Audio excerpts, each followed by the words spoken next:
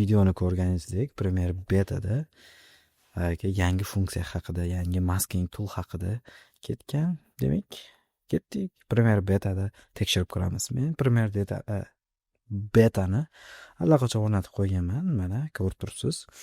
Endi mana shu funksiya qanaqa ishlatamiz, o'shani ko'rib chiqamiz. Men o'chirib olaman. Mana bundan oldin qilgan edim bu narsani.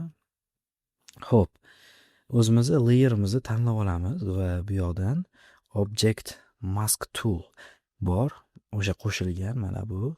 Ko'rib turganingizdek, o odamni obyektni bitida tanlab oladi. Faqat odammi desa yo'q. Bu obyektda nima bor mana. Yaqqol ajrata oladigan narsa bo'lsa, bemalol tanlab oladi. Hattoki mana orqadagi nima deydi buni?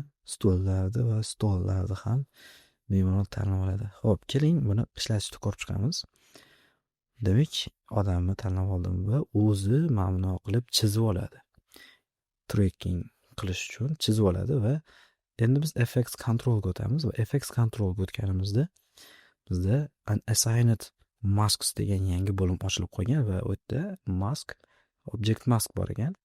Xo'p, nolish qilib qo'ygan, chunki men buni bir ishlatib ko'rdim 2 marta. Xo'p, tracker va tracker emas, o'zimizning mashina emas, bu tracking qiladigan tool. Xo'p, o'ngga chapga tracking qiladi va mana busi ikki tarafga tracking qiladi. Xo'p, hozirgi kadrimiz 7 sekund chiqadi. Mana shu 7 sekundlik kadrda qancha tracking qiladi ko'rib chiqamiz. Bitta bosib qo'ydim. Mana hech qanaqa tezlashtirganim yo'q. Kadr ketyapti. Tez emas. Bu qaysida? MacBookda, ya'ni MacBook Pro, M1 Pro chipli anaqada render qilyapti. Ya'ni render emas, tracking qilyapti. Tezligi mana shunaqa beta versiyasida. Xo'p. Bizni ajratib berdi mana maska qilib, ajratib berdi odamni.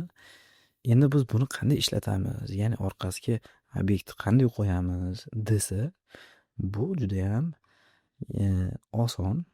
Mana shu obyektni tanlab olamiz va buni copy, ya'ni Ctrl C. Opacity bor. Mana opacity bor. Opacityni ustiga tanlab biz nima qilamizda paste qilamiz. Ctrl V qilamiz. Bu bizga dadam ajratib beradi. Mana buni ajratib berdi va biz bundoq qilsak, inverted deb bossak, mana bunaqa bo'ladi. Va bunaqa qilib xohlagancha ishlatsak bo'ladi. Xo'p. Kelinglar, endi buni biz orqasiga qanday qilib anaqa qo'shamiz, kadr qo'shamiz yoki bo'lmasa animatsiya qo'shamiz. Buning uchun buni Alt bilan yoki Option tugmasi bilan ikkita qilib duplikat, ya'ni nusxalab olamiz. Bu nusxasi, xo'p, tepaga ko'tarib oldik. Bu nusxasida effektimiz turaveradi va birinchi qilganimizdan biz object, ya'ni maskani o'chiraveramiz. Maskani olib tashlaymiz. Xo'p, maskani olib tashladik va bizda orada joy qoldi. Mana shu joyga biz endi o'zimizning animatsiyalarimizni va tekstlarimizni joylashtirsak bo'ladi. Xo'p. Mana bunda tayyori bor. Tappa tayyor qilib qo'yganman. Ko'ramiz. Mana oxirgi 2 yilda fikr yetakchilar. Xo'p, qaradik. Qanaqa darajada u qilgan. Mana joylarda ozgina bilantirib qo'ygan, ya'ni zo'r kesmagan. Menimcha bularni to'g'rilash uchun qayta nima deydi, chizib to'g'rilasa bo'ladi buni maskasida. Xo'p. Buni biz qanaqa yechim qilsak bo'ladi? Tanlab olamiz va pastga tushsak, featherni balki ozgina ko'taramiz. Xo'p, featherni 6 qilsak nima bo'ladi? 6 qilsak mana uncha bilinmayapti. 2 yilda fikr yetakchilari hamjamiyati, Lekin juda ham foydali, tez. Endi yana qanaqa funksiyasi bor? Xo'p, misol uchun buni men o'chirib turay bo'lardi. Xo'p, o'chirib turibman va endi biz asosiy nimamiz? Yana object tanlaymiz va kutamiz va tanlab oldik. Buni ham xuddi shunaqa qilib ko'ramiz. Yo'q, yo'q. Mana. Mana. Ha, 4-maska qildik va buni ham tracking qilib olamiz. Har ehtimolga qarshi, lekin bu o'zi bitta joyda turibdi. Tracking qilib qo'yganimiz yaxshi. Agar harakatdagi narsa bo'lsa, uni ham tracking qilib turib, rangini o'zgartirib qo'ysangiz bo'ladi menimcha. Hop, tracking bo'ldi va biz buni yana kopirovat qilib oldik va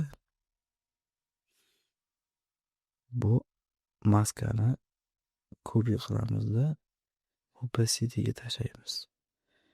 Endi mavjdan rangini o'zgartirib ko'ramiz. Load tashlab ko'raylik.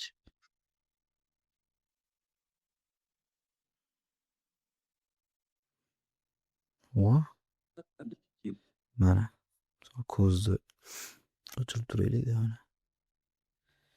Yana biz maska qilib turib, unga alohida va rang berib qo'ysak bo'ladi. Juda ham zo'r. Mana bu to'rtburchak anaqasi ham bor ekan. Funksiyasi bu qanday yo'qadi? Men hech yo'qolmagan biror. Mana alt bilan o'zgartirar ekan. To'rtburchak misol uchun. Qaysi mamlakatni tanladim. Mana bundoq qilib maskani aylantirsam bo'lar ekan. Maskani bundoq chizib to'g'irlasam bo'lar ekan. Bu joyiga nimadir qo'shib qo'yaman. Misol uchun. Xo'sh. Pen tool chizib olsam bo'ladi. Misol uchun maskani qanaqadir. Juda ham funksiyalari ko'p.